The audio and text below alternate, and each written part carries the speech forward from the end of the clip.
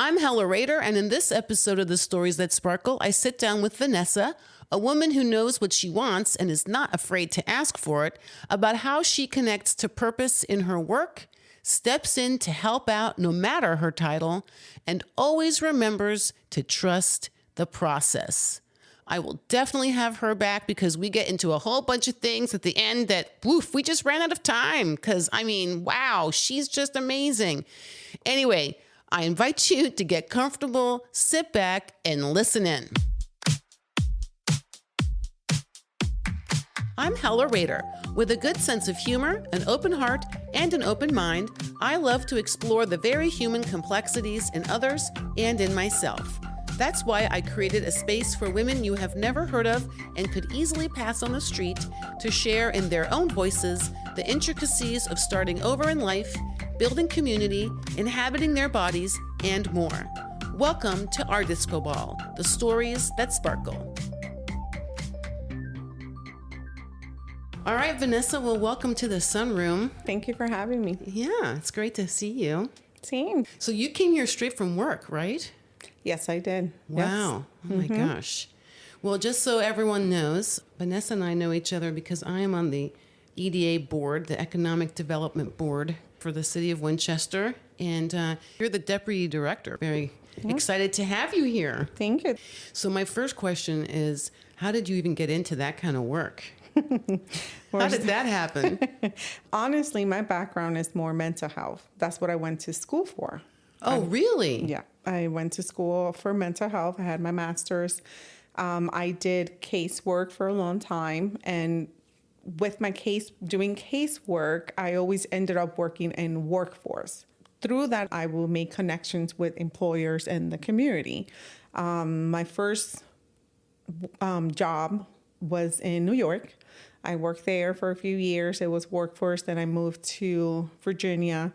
My first job in Virginia, I was actually out of middle school, and I was a mental health provider for middle schoolers. And then after that, I became unemployed, and I went back to workforce.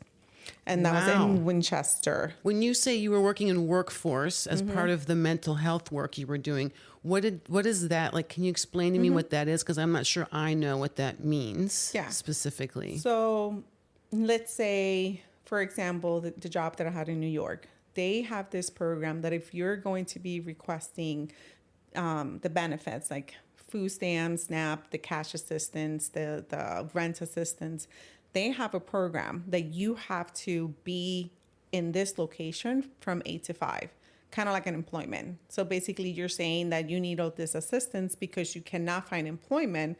Fine, the state will give you this money, but you have to attend their workforce program. Got it. So a new person will come in, we will test them, we will see what are their skills, where they are, and then we will assign them to kind of like a coach, a case manager, and then that person is going to be teaching them soft skills. They're going to teach them, this is how you conduct yourself, this is how you dress, this is how you do a resume, and they kind of walk them through that process. If they don't have clothing, we had a connection with a thrift store that we can send them there, they can get clothing. If they didn't have transportation, we will give them Metro cards. Well, back then, what's Metro cards? Right, we will give them Metro cards. So we will find what are the barriers that you're not able to find employment or keep the employment. And then with that, we will find connections with employers and then connect them with an employer, depending on what they needed. Or if they wanted like a CNA program or a maintenance program, we will pay for that program. So they will have a case manager that will walk them through that whole process. Wow. Once they found employment, then they will go to the retention department, which then they have another case manager that is just going to make sure they maintain the employment. So that's case manager in the workforce field. Wow, that's amazing. That's a lot of work, and also how wonderful is that? So the like job really helping people like fill in the gaps of what they didn't learn growing up or whatever, however that didn't happen. Don't know X, Y, or Z, and it's sort of like filling in the gaps of their education, really, in many ways, to help them find, gainful employment. Because who doesn't want to work for a living, really? I mean, the confidence that comes with that and the self-esteem and, Yeah. Mm-hmm. So what I did here was very similar. The only thing was the difference that they were not mandated to be in my program 8 to 5.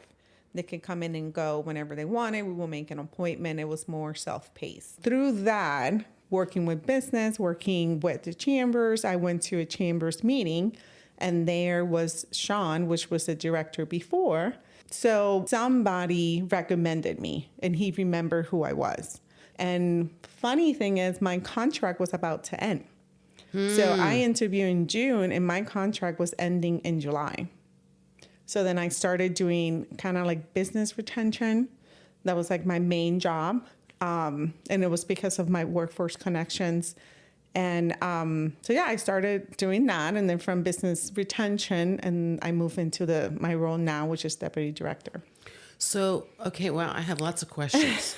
Because, man, this is amazing. So, wow, wait, did you grow up in New York? No, I lived in New York for a few years. Like New York City? Yes. Oh, okay. I lived in the Bronx. I have family all over. I have a aunt that she's in Yonkers. She used to live in the Bronx. I have a sister right now. She lives in Brooklyn. I have cousins that are in Queens. I have cousins that are in Connecticut. So my family's very New York, and I used to go to New York during the summer break. So I used to spend my summers in New York. I always wanted to move to New York. So after I finished my bachelor's in Puerto Rico, I wasn't able to find employment for what I went to school for. So after a few months, that's when I decided to move, because I went to a couple of interviews and it was just not working out. It's a small place and it's who you know. Right. So is that where you grew up, is Puerto Rico? Mm-hmm. Okay, so you grew up in Puerto Rico, went to college there for mental health work. Yeah. Was there a specialty of a specific kind? No, my bachelor's was in human services. Okay. So that's what I did, the whole casework. And then my master's, again, another funny story. My master's is in criminal justice. I did my master's when I was working with the students in middle school, and I wanted to be a probation officer. Whoa. Probation officer. Dang, girl. That was my goal. I loved it, and that's what I wanted to do. So I went to school. I did my master's in criminal justice, and that's what I wanted to do. Wow. Yeah. That's amazing. I wasn't able to work as a probation officer because while I was doing my master's, that's when I got divorced. And a big thing with being a probation officer is that you need to be available 24/7. Your hours are very crazy. Your days are crazy. And it was just not something that I was going to be able to do anymore as a single mom. Oh, sure. Right. And how many kids do you have? Two, right. And were they young at this point as well? Or my daughter my kids are 10 years apart. Oh, wow. So my daughter then must have been like 16. Mm-hmm. And my son must have been like 6. Right. Yeah. Yeah. I cannot even remember I think that was like 2017, 2018. Right. Right. Yeah, that would be hard to be on call 24/7. Yeah. With 2 kids, on your own, So that was something I decided I might do later on in life. But now I'm in economic development, and I don't see myself going back. Right, you're like, nope. Yeah, no. I've moved on. Yes. Okay, wow. So you graduated in Puerto Rico. Work wasn't really available in the field you wanted to be in. So you found work in New York.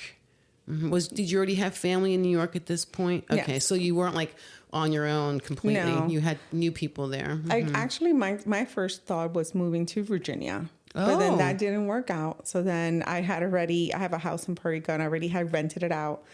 So I was kind of like, well, I don't have where to go now because I sold all my stuff. Oh, no. So my brother that lives in New York, he said, come and live with me. So I lived with him. I think I arrived in August, and by December, I had my own apartment. In New York, it only took me a month to find employment. Yeah, no, New York's great like that. I mean, you can just hit the streets if you're hustling. Oh, yeah. In the month I had a job, and I was like the lowest of the position. I think I was the one, checking in people and giving them like the testing to come into the program. And then from that, within a year, I moved up to being like the supervisor of a department. It was like crazy. Yeah. Wow. Yeah. And then I started working in the Bronx, and my then director, in a year, he got an offer to work as a because I think he was assistant director, and then he got offered a job as a director in another agency. And within 3 months, he called me to join him. Wow. And the coolest thing is this office was all the way in Bowling Green, which is the last stop, and it's like right there where the Statue of Liberty is.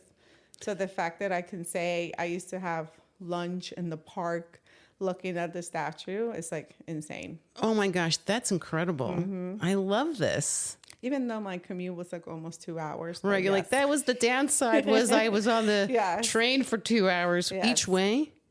Yeah, it was like an hour and something each way. Holy smokes. Well, I took that time to, that's where I did my makeup.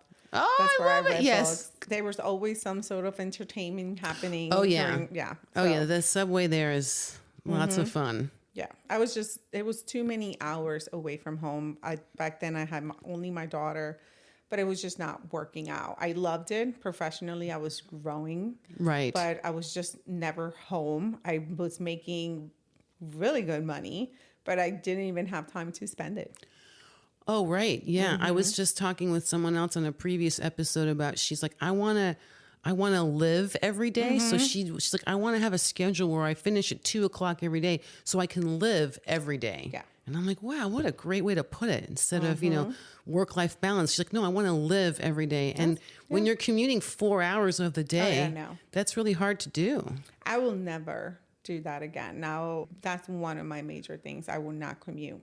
Right. And whichever employer needs to be understanding of my kids' schedules. Right. Oh, I like it. You're a tough negotiator. Oh, yeah. I love that. You know what you want, and you walk right in the door knowing what you want. I love this. Everybody take note. During the interview process, I will say I drop off my son at school and I pick him up at school. Now, if there is like important meetings or something that is a must, I can make arrangements. But in a daily basis, I'm the one that drops up and I'm the one that picks up. I will take them home and then come back to work or continue working from home. But those are my... That's not negotiable. That is not negotiable for me. I love this. And you weed out the employers who are not your people, because they'll be like, yeah, we're not good with that. That's fine. Fine. Exactly. Then you're not my people. I love this. Yep. And one thing was between what I did in transitioning to economic development, a big thing was that the first couple of months trying to learn what economic development really entailed, it was very difficult for me. And I told my director, I'm not sure if I'm going to stay. I'm really not liking my job because in mental health, you have a purpose. You're helping this person. Right. You have a goal. And I just felt like I wasn't helping. I felt like I didn't have a purpose. You were doing business retention. Yeah. So the small businesses, the bigger businesses, just checking in with them and just confirming what is going on. Are you doing good? Is there anything from my standpoint that I can help you? So we're kind of like a liaison. We're supposed to be kind of like a liaison between the small business and the local government and the state. So if they're saying that they need some sort of assistance, my job is to try to find them. How can I assist them with that? If they're having problems with their taxes, they don't understand their taxes, then let me connect you to this partner that I have that they can walk you through the process. If they're having problems with some sort of permit, okay, let me talk to my permits department. How can I help you with this? So that's retaining. We go in, check in, and make sure how they're doing and how can I help. And then the other part was expansion. So if a business is, you have a small business, how can we help you bigger? How can we help you expand? Was that the moment where when you started that job, was that what you were doing, where you were like, I don't know if I'm going to do this forever. It's not really, I don't get it. I'm like, I had purpose over here, but I don't know what's the purpose over here. I don't get it. And that's kind of how I felt. I'm like, I don't feel like there's a purpose. I don't really feel like I'm helping anyone. Well, they have a business. They don't need me. And then my then director looked at me with this face and he was like, what are you talking about? He's like, you're helping not just one person, you're helping the community. because every revenue that we do, it helps the community itself. You're helping a person make their dream come true. You're making their family, their kids from their kids from their kids, their future. You're not helping just one person. And that for me, it clicked. And as soon as I felt like, okay, I am helping, that changed everything for me. It changed completely everything for me, how I saw the job, how I interacted, because then I felt like I did have a purpose. For you, it's what I'm hearing is it's really critical that what you do with your 8 hours a day when you're not at home with your kids, is actively changing something in the world or a person's life. Wow, that's amazing. Yeah. And that's how I do with any business. I will treat a mom and pops the same way that I will treat a major manufacturer. I will hug them and give them the hand or say hi in the streets. Like for me, it's the same because I just see them as a person. Right. And that's, you're here you want to help them succeed. Yeah. And make life better for them, their families. And yeah, I love that. And that really means for the community, because the more businesses, big or small, that are doing well, the more there's employment, the more revenues, and all of the things. Parks are funded, and streets, and all those things. Yeah. Which the police force. I didn't understand that before because I wasn't really in that world. And now that I'm in that world, now I understand it more. And then one thing I did, I started taking some economic development classes, and so that has also helped me understand the terminology of things.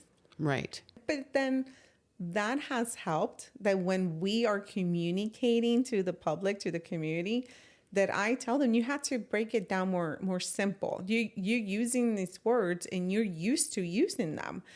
There's a lot of people like myself in the community that didn't grow up in this world, that don't understand a lot of this stuff. They don't understand that infrastructure is the sidewalk, it's the light, it's the street. It's so much more than infrastructure. You don't think about that stuff. Right. Yeah, the stormwater drainage, which is a big project right now. So but yeah, that has helped, I feel, the way that we also communicate and have been able to create relationships. Because when I'm communicating, I try to explain those things just in case they're like me that didn't know half of those stuff. Okay, so you started working for the former director. He kind of gave you the what for, like, hey, listen, lady, you have lots of purpose here. What are you talking about? Don't have purpose. Yep. You're purposing all over the place. So was it business retention, which was business and retention. I was communicating with the new businesses. The new businesses, helping them set up and retaining the ones that were here and helping them expand. And then for bigger projects, then that will be a director role. Right. So how has your role shifted, and how has it grown since then? Well, now I have a new director, and now I will say I'm more like his right hand. So he drags me along, I will say, for...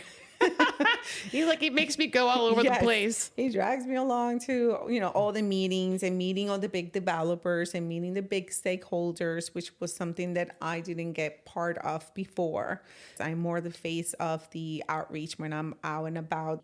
So with the deputy director position, that's kind of what has changed. I have more hands and a little bit more say, and I'm more present for the bigger conversations. I'm so grateful that we have your voice in the room. Okay. I mean, our director's wonderful. Yeah. Love him. Oh, yeah. He's amazing, hands down. So, kudos to him also. I just think you do great work. So, selfishly speaking, I'm just excited that your voice is represented in those rooms, in those meetings. He makes a point. He makes a point to say people need to get used to your face. Ooh, I like this. Yes. What a great boss. Oh, yeah. Because one thing for me, obviously, being minority, being Hispanic and being a woman, you don't see a lot. No, I was going to ask about that, actually. I'm like, what's that like? You're like the lone face of all of those things in, I'm sure, a lot of rooms. There's a lot of women, I will say, within the city departments. There's a lot that I look up to, and they have guiding me and help me. But I will say it does gives like a little bit more element when you are Hispanic. Is I don't see a lot, and I do go to a lot of meetings and rooms, and I'm typically the only Hispanic, and in the level that I am. One of my concern when I stepped into this new role was like, are they going to accept me?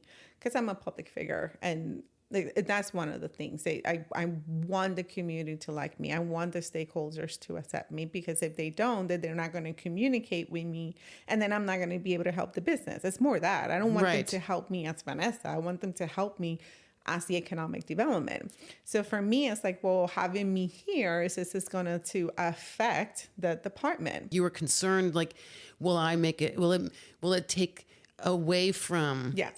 So that was like one of my concerns. But then a lot of the developer stakeholders now know me by first name.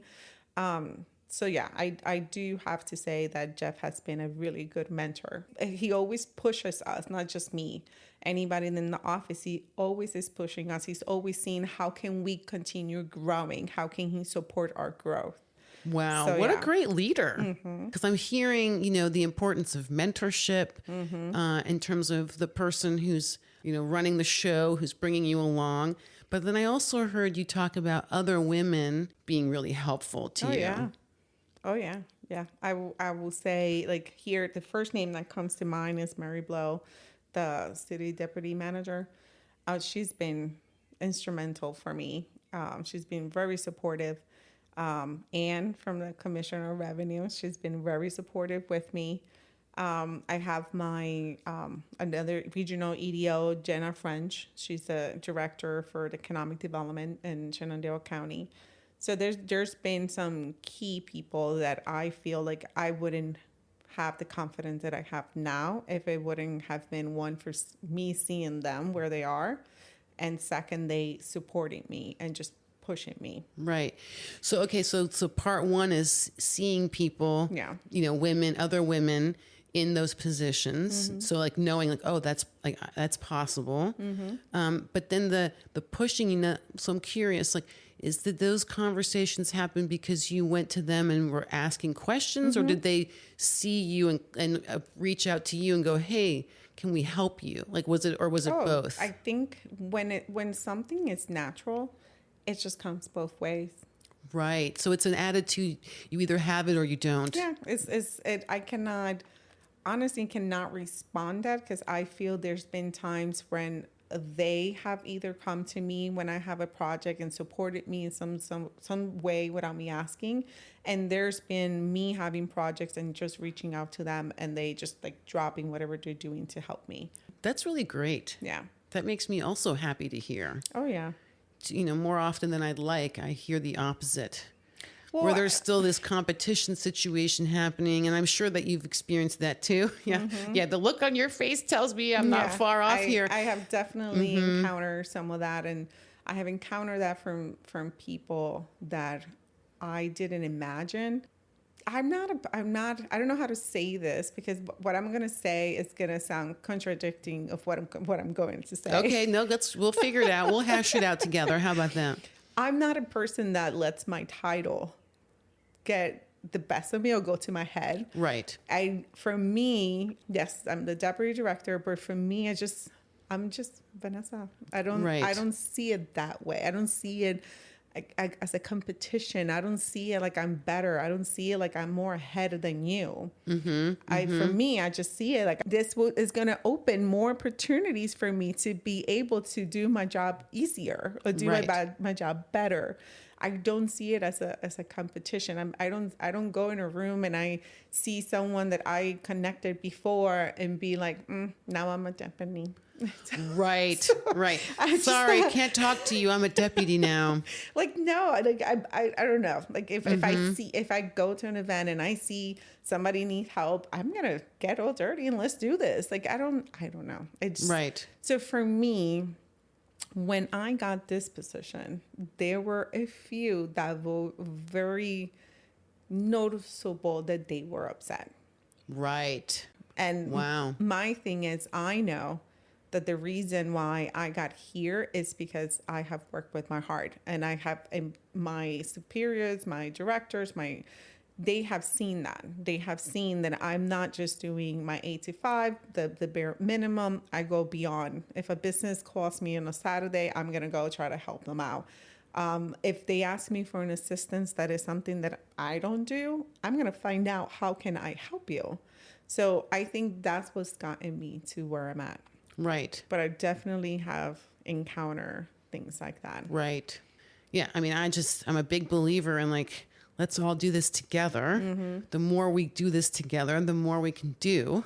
Mm-hmm. Right. So who cares? I don't care. You do more. I don't care. I'll do my part. You do your part. I don't care. We can do the same things differently, whatever. If we do it all together, we get it done faster and easier. That's right. That's right. Less work for everybody and more results for more people. Let's go. Yeah, that's No, I'm a big believer in that, but I have observed that when that whatever that thing that comes up in people starts expressing itself, mm-hmm. I'm always surprised by it for some reason. Mm-hmm. I don't know why. Yeah. I'm like, what?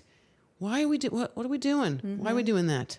I don't understand what's happening here. Yeah. Mm-hmm. But I would say also that I haven't felt that I have been treated any differently because I'm a woman or because I'm Hispanic. At all. Right. At all. I was very much afraid that was going to happen because I'm not from Winchester. I'm a new person. I'm on the outsider, let's say. Right. I was more afraid of that. I was afraid that I wouldn't be welcome, but I was afraid because of the Hispanic and the being a woman. But honestly, no. Wow, that's great. Yeah. I will walk in and I will introduce myself to anyone and just talk to anyone. And now that I've been in this position for 4 years, I feel like now people know me. Right. But it has helped because I have had a director that has encouraged me and has taken me under his wing and has introduced me to everyone, and they continuously see me there. So that's been a huge help. Sure. You know, the visibility is mm-hmm. really a big part of this. I mean, is key. Mm-hmm. You know, I mean, I think that's true, certainly in any, even in big companies or mm-hmm. small companies, if you don't have a seat at the table, if you're not visible, if you're not seen or heard, it's, that voice is missing. Mm-hmm. And I think that's an unfortunate thing. Too many times those voices are not there. And like you were saying earlier, you bring a perspective just from your background alone, right, into any conversation about all these things, like how to talk about stuff and mm-hmm. how to, quote unquote, use normal words, right? Like there's blind spots. Yeah. I think there's, everybody has their blind spots. Mm-hmm. So it's important to have various voices present in the room to fill in those gaps where those blind spots exist. Mm-hmm. Mm-hmm. Mm-hmm. Yeah. Yeah. So, I know you do a lot of work also on like the Career Expo side mm-hmm. and all of that. So what is that like? So what's happening there? Expo is a regional job fair. Why we do that is two things. One, you're helping employers find employees, and you helping the community find employment. Right. That's the most basic I can say. That's why we do the job fairs. The job fairs is that job fair is a little bit different. We only do it once a year. The difference is, one, I have typically 10 to 12 local resources there. That's my caseworker in me. Why? Because I know that there's a gap. A person can find employment, but if they don't have food stamps, if they don't have transportation, if they don't have Medicaid, then they might not be able to sustain that employment if they don't have childcare. Sure. So then I invite these local resources that are providing assistance that is going to help them maintain the employment. So it's not just connecting them and they can find employment. It's also how can we help them maintain it? So we have the resource part.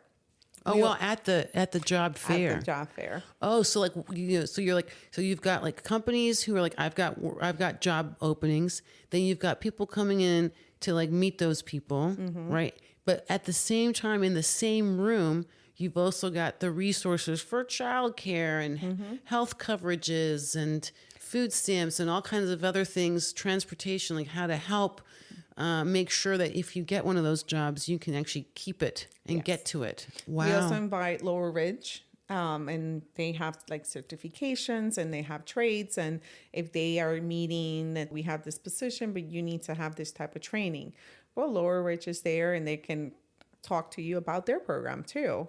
Wow. So you're like, okay, you have a job. This person needs training. Over here's the person who can train them. Hey, let's all get together. That's really. So did you come up with that combination of things? Girl.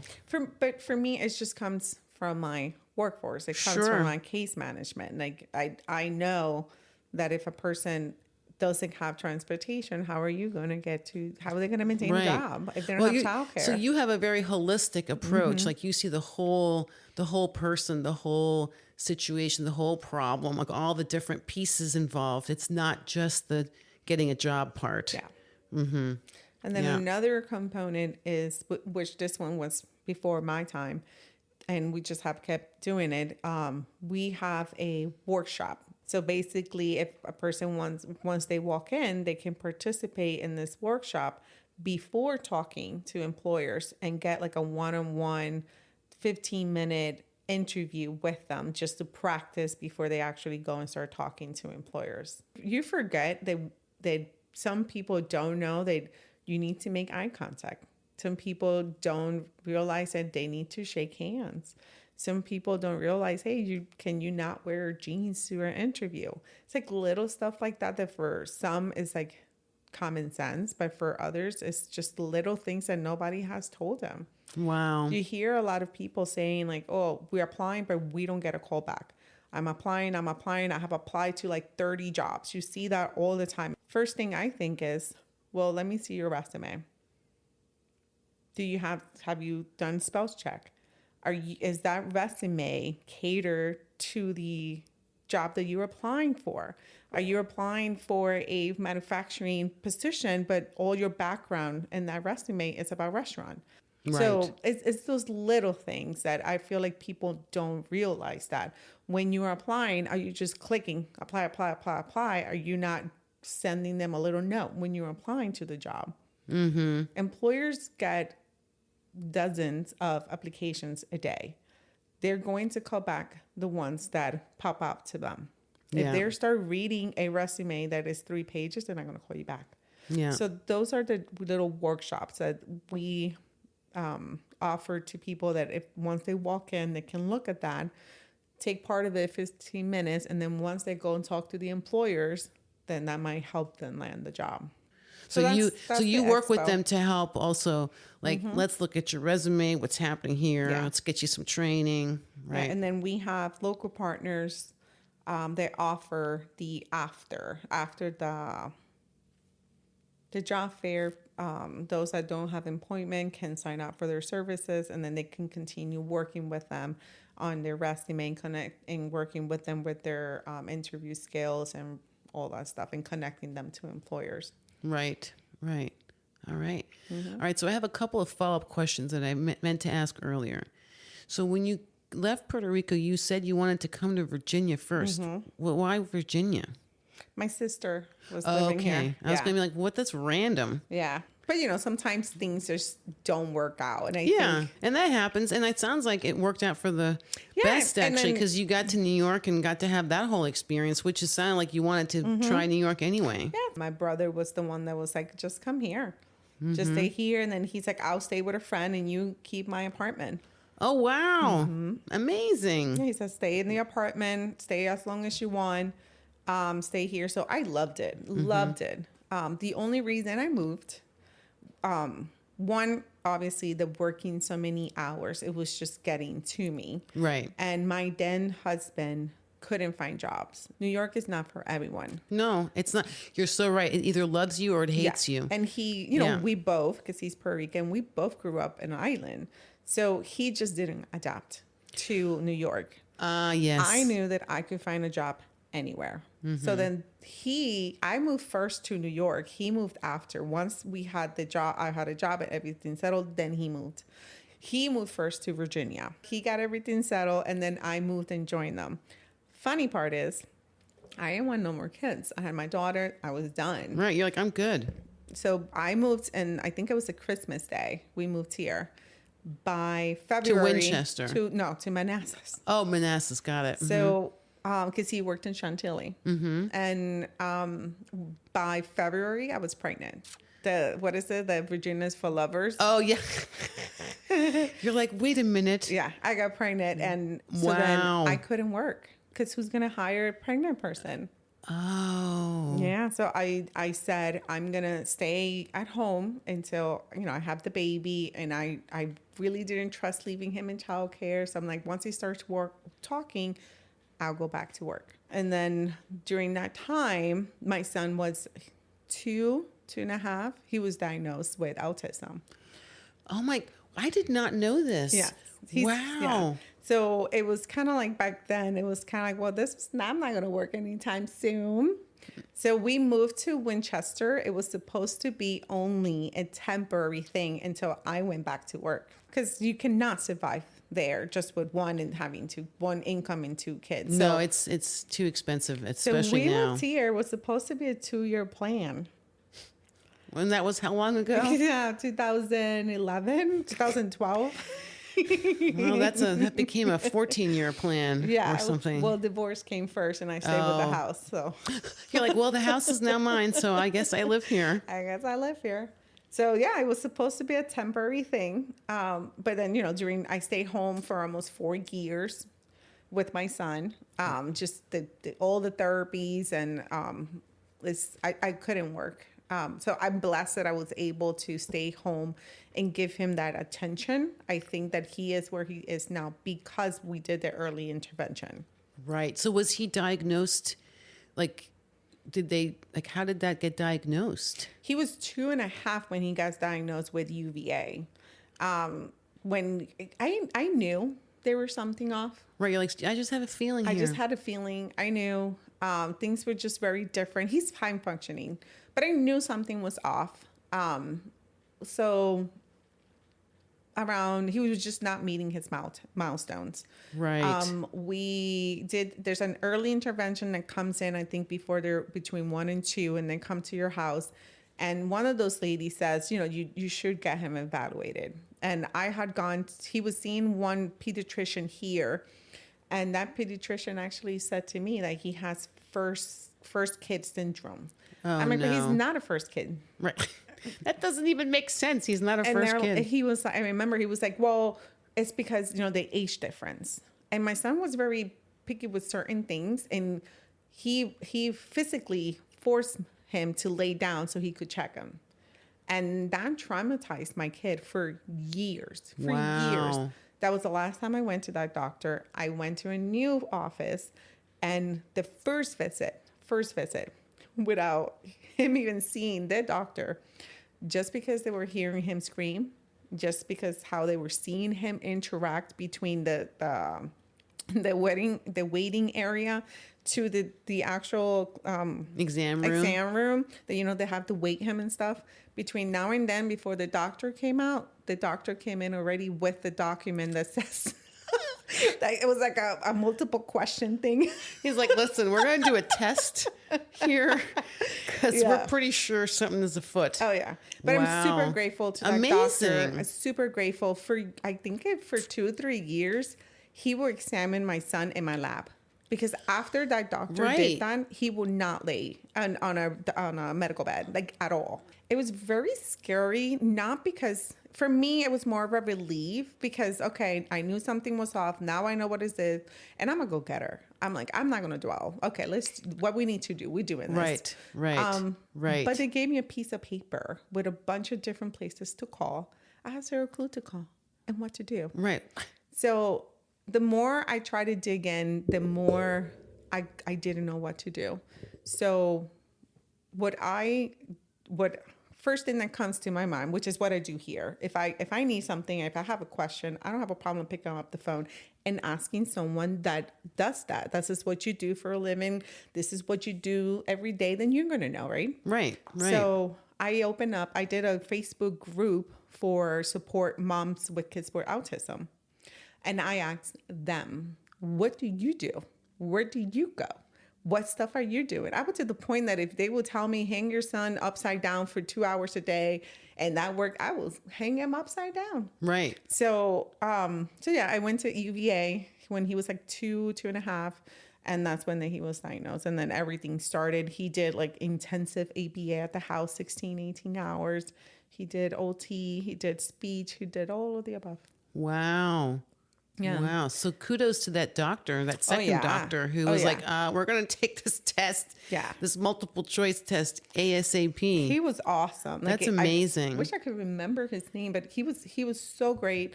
He was very instrumental. And that's like maybe an episode for another time. My struggles when it came with the school system and when it came to... I would love to have that conversation because I think a lot of,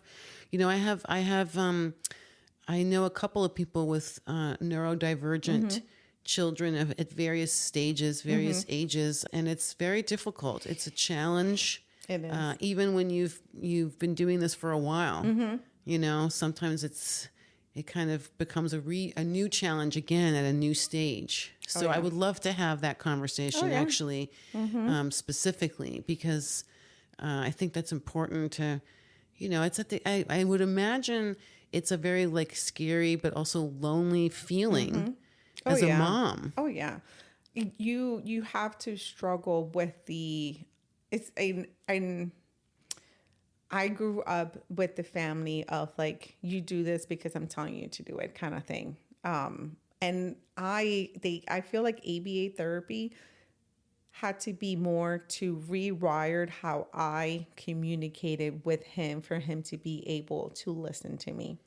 Right. I had to speak slower, speak lower.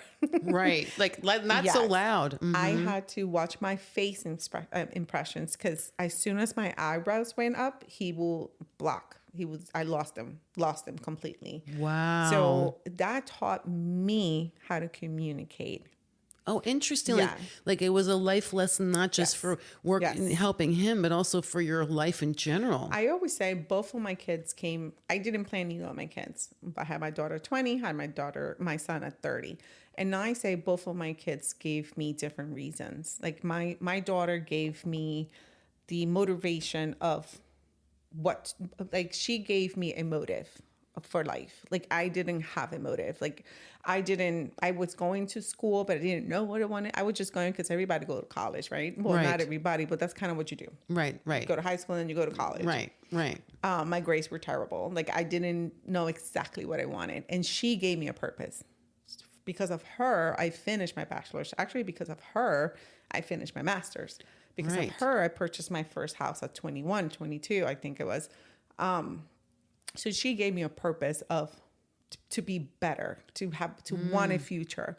My son made me a better person. He made me a better person. I feel like he made me so much more understanding, so much more patient. So I feel like both of my kids came in a moment in life where I both needed them for that reason. Right. Oh my God, that's amazing. I'm loving this. So ABA was more for me. Right. You're like, this is actually helping me. It was more me of mom, mom, you need to lower your voice a little bit. And Mom, you're too loud. Yes. And they were like, even though he didn't do this exactly how you wanted, he still did it. Right. Yeah. And I had to learn that differently. That whole everybody's got their own way. Of doing the thing is not my way. Yes. Like I may do the dishes this kind of way, but the other person might do it a very different kind of way. Who cares? They got the dishes done. What do I really care? But it took me a minute. For years was like, no, do it this way. Oh yeah. That cost me a couple $100 with my therapist for me to understand that. Right. Yeah. You're like, there was a few because I sort of got a had OCD. And I had to learn to accept that. And she was like, Vanessa, if you're asking someone to do it, you're asking for them to do it their way. They're never going to copy paste Vanessa's way.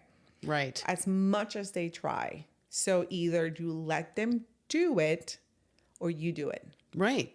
That's Yeah. it. They're Right. like, you cannot have it both ways. You cannot be upset that somebody's actually helping you. But then because they didn't do it 100%, take the 80, take the 90. Right. That's 80% of energy that you just reserve for yourself because somebody else did it for you. Right. And I'm Right. like, yeah, they're like, so you're like ruining your day for that little 20%. So yeah, that cost me a lot of $100. Like that was a very expensive lesson for me to learn. That makes sense. That makes sense. So you were basically out of the workforce for 4 years, raising him, or really working on his needs and the autism and all of those things. Now you're in Winchester longer than 2 years. So what was that like to transition back into the workforce from there? I actually found that first job through a connection I made because of my son.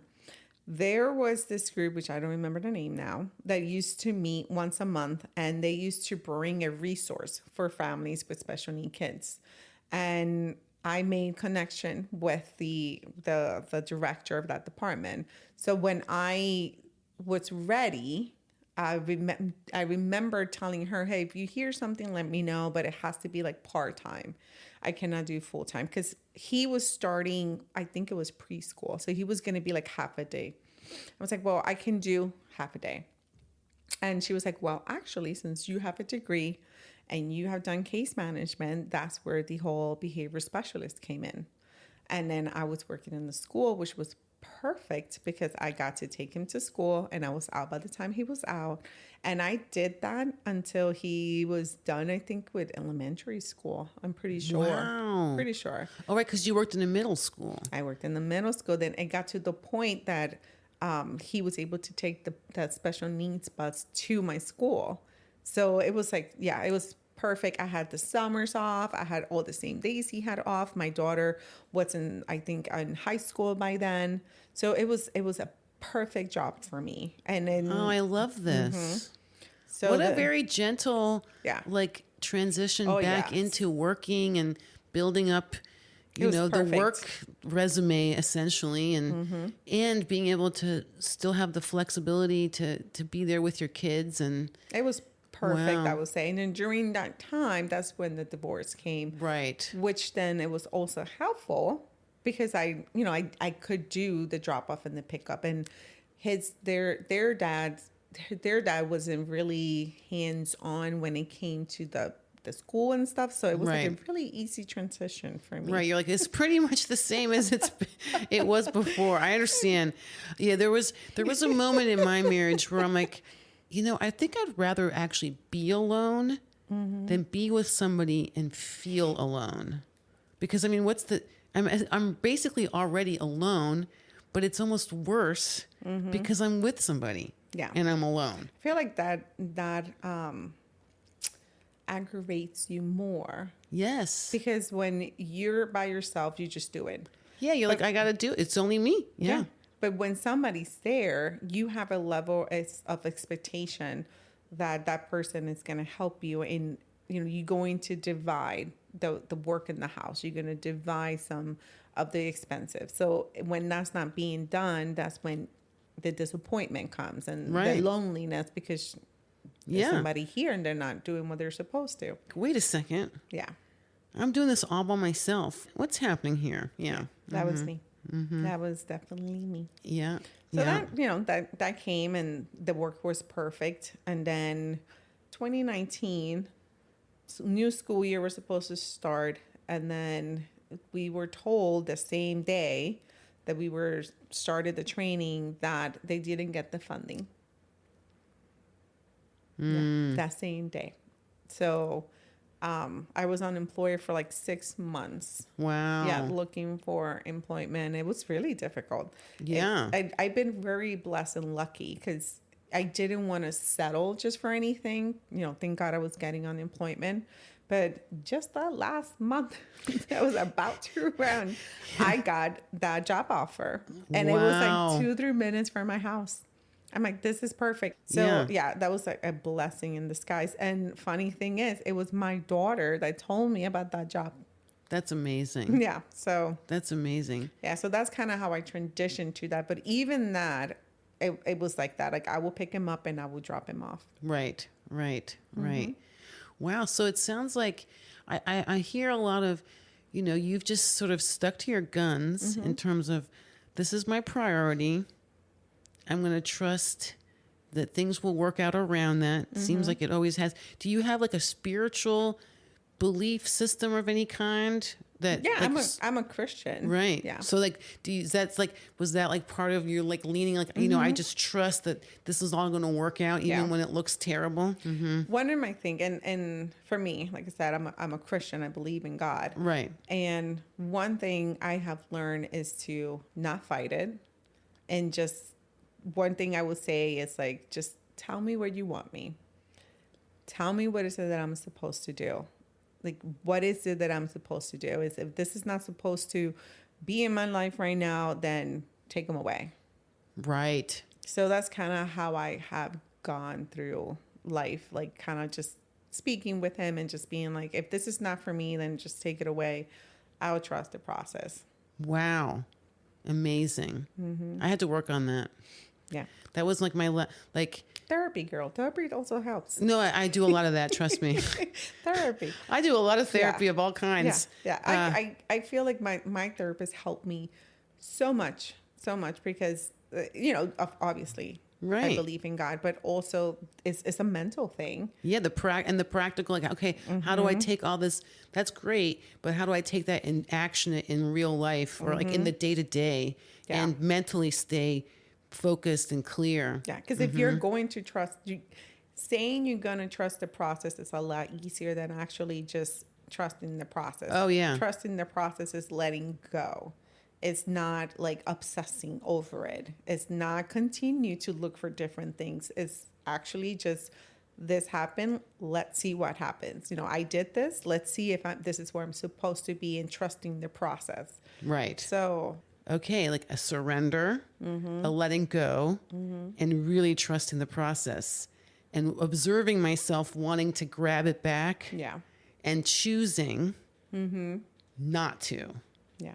Like everything is me and screaming, pick it back up, try to control and making the choice. I'm not letting it go, but then also keeping my hands off of it after I let it go. Let it go. It's not that easy. Nope. Well, it sounds to me like, however, you've done an amazing job trusting the process. Thank you. And the process has worked out really well. I'm loving this. Yeah. Like you just followed the process to where it was taking you along the way. And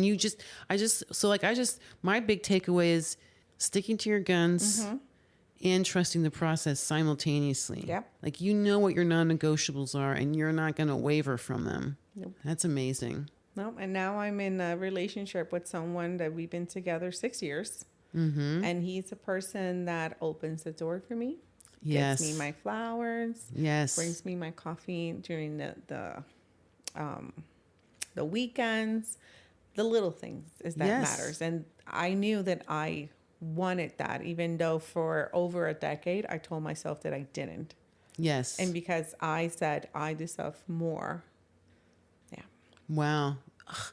Inspirational. Really, truly, you are an inspiration. Thank you. Thank you so much. Thank you for having me. Yeah, thank you for being here. And this is wonderful, really, truly. And we'll do another one. We'll talk a bit more about specifically, maybe a little bit more about this whole I deserve more thing. So I really have I have a lot. Yeah. I could talk to you for hours. Yeah. Quite frankly. But that and the autism school and the school systems and Oh, yeah. and sort of like navigating those things, I think that would be a really helpful Yeah. conversation to have sometime. Yeah. So awesome. Well, thank you so Thank much, you. Vanessa. And we'll do this again. Okay. All right. Thank you. Thank you. Thank you for listening to The Stories That Sparkle. I'm Hella Rader, and this is the space I created for women to share in their own voices the intricacies of their stories.